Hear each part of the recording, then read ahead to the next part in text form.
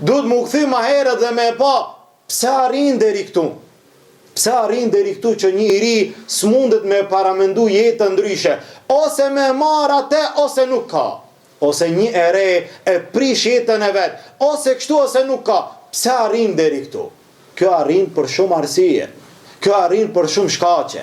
Kjo arrin kur njeriu i pason hapat që Allahu Azza wa Jall tha wala tattabi'u khutuwati shejtan. Mos i pasoni hapat e shejtanit. Jo, mos e pasoni shejtanin. Se njerë shejtani shumë raste nuk e pasen.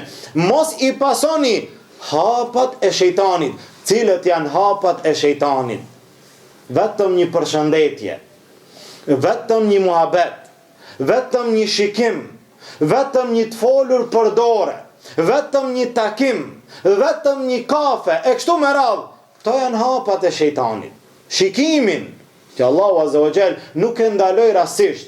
Ase zemra dashuron, kënd, atë që e shojnë syt. Shigjeta vjen prej kun zemër? Prej syve. Allahu Azza wa Jall tha wa kullil mu'minina yaghuddu min absarihim. Thuaj muslimanve, letëruhen prej shikimeve tyre. Wa yahfadhu furujahum, dhe ta ruajnë nderin dhe organin e tyre. Pas shikimit vjen nderi. Çka në kupton? Nëse nuk e ruan shikimin, s'ki mundsi me e rujt nderin. Prej shikimit në haram, prej shikimit në të ndaluar, vin pasojat.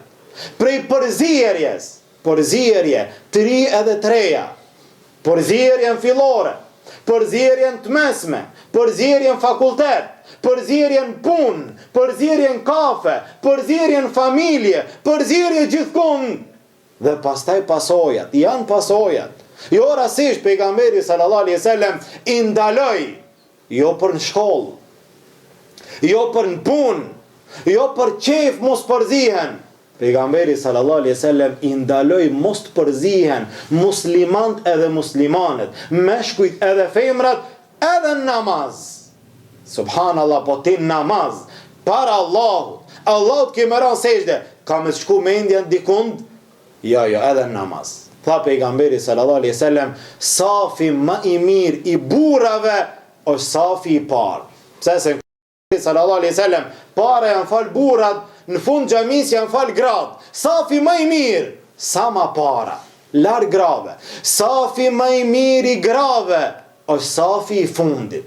Sa ma në fund, ma larg burrave. Derisa pejgamberi sallallahu alaihi wasallam i tha Esmës radiallahu anha, e cila transmetoi dhe tha, pejgamberi sallallahu alaihi wasallam ju tha grave, ato që e besojnë Allahun dhe ditën e gjykimit, mos ngriten prej sejdës pa u ngrit burrat. Mos ngriten me njerë. Pse? Ka ndonjë munafik, ka ndonjë i mashtruar, i cili edhe në sejdë mundohet me shiku atje mbrapa. Namaz pejgamberi sallallahu alaihi wasallam po ta tërheq vërejtjen. Ti mendon se ja që i devotshëm që edhe një jetë përditshme nuk ka problem. Unë e baj muhabet, ama e kam si motër. Unë e qëndroj me te, ama e kam si motër. I foli për dore se këte e kam si motër, dhe kur e sheh sa si motra i ka ai, me qindra. Me qindra si motra. Dhe në fund prej atyre si motrave dalin diçka tjetër. Dhe ajo tjetra e ka atë si vëlla. Edhe këte e ka si vëlla. E kështu me radhë, në fund dalin pasojat. Kur njerëz i marrin në përkamb ligjet e Allahut Azza wa Jall. A pse ndodh kjo? Kjo ndodh shkaku i shikimin haram, shkaku i takimin haram, shkaku i përzierjes në haram, shkaku i mos kujdesit prindërve. Mos kujdesi prindërve. A sa ka prej prindëve sot që nuk e ka derd ku është djali dhe ku është vajza. Mos flasim për djalin, pse djali edhe me po diçka s'ka lidhje. A pse se nuk i dhem. Vajza aty dhem. Në shumë raste edhe vajzën nuk i intereson ku e ka. Nuk e ka gajlet çka ban ajo. me kanë takohet, kanë e ka shoshni për rrët, ku shkon ditën, ku shkon natën, kur del prej shtëpie, kur kthehet shtëpi, me kanë diskuton telefon, me kanë flet natën internet, e kështu me radhë. Pa kujdesie e prindve, sidomos sot që prinderve me shumicë nuk ju intereson për evlatët e tyre. Kur ju intereson? Kur të vinë pasojat. Në fund, ka plotve që ju intereson. Në fund të ban pyetjen, hoxha, kam kalu me një djalë, për fat keq, në udhë billah, kemi rënë zina. Hala ma keq, kam beq të adëzan, qka të bëj tash? A qka të bëj tash?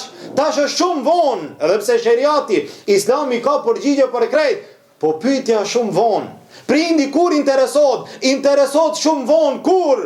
Kur t'ja lën vajzën rrugëve. Kur djali ti kërcnohet dikush, atëherë interesot çka u bë, bile në rastet caktuara, me bë me i thonë që fëmia jot problem, syt t'i nxjerr. A pse? E di unë djalin tem. E di unë vajzën time. A vajza ime është e pjekt. Vajza ime është sa një burr. Në realitet as ai vet hala nuk është burr. Pse? Nuk e di ku e ka vajzën, çka bën ai dhe çka nuk bën. Mos kujdesi i prinderve shkakton këto pasoja. E pastaj harame tjera. Bisedat në internet, bisedat në Facebook, i riu dhe e reja, sidomos trit, bisedat në internet, në Facebook, një selam, një pyetje, një selam, një muhabet, një dërges për shoqëri. Çka ki ti me i qu shoqëri me pas Facebook me filanën? Çka ka ajo? Ty me të qu shoqëri të kelë Facebook. Jo bo, nëse kam shoqe kështu, unë mu taku s'tako, me bo muhabet nuk baj, ama shoqe në Facebook. Për çka? Çka duhet ty ajo shoqe në Facebook? Prej asaj shoqes vin pastaj pasojat. Prej aty vin pastaj haramet. Prej aty pastaj vin tragjedit e mdhaja. Dhe ai i cili për fatkeq tri dhe treja që e mashtron njëri tjetrin. Trit i mashtron treja. Dhe ka për fatkeq treja të cilat me pak fjalë mashtrohen. Me pak muhabete binden. Dhe thot, ja, krejt ndoshta po, ama ky s'm tradhton asnjëherë. Ky e mba fjalën. Ky është besnik, që si lloj besnik, a di sa kanë mesin e njerëzve. A di sa kanë mesin e trive, ujq, të cilët vishen me lëkurën e deleve. I cili paraqitet besnik deri kur? Deri kur vjen momenti që ta shfrytëzon. E pastaj ban çka dush. Ama pasojat vijnë. Pasojat janë mëdha.